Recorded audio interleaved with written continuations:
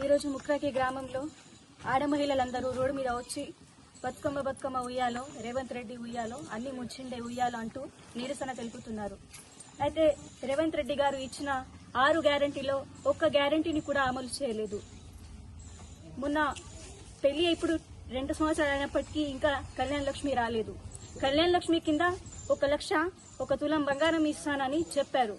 అది కూడా 1 లక్ష ఇచ్చి 1 తులం బంగారాన్ని ముంచారు.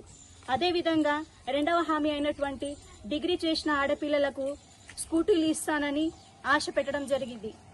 అది కూడా ముంచడం జరిగింది. అదేవిధంగా పింఛన్ 4,000కు పెంచుతానని అన్నారు.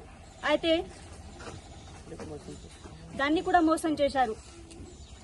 బతుకమ్మ ఉయ్యాలో, రేవంత్ రెడ్డి ముంచిండే ఉయ్యాలో అంటూ రేవంత్ రెడ్డికి 6 గ్యారెంటీలు ఎక్కడని గుర్తు చేస్తున్నారు. అయితే 1 కోటి మంది మహిళలకు కోటి ఆశలు చూపి అంతా ముంచిండు రేవంత్ రెడ్డి. ఒక్క హామీ కూడా నెరవేర్చలేరు.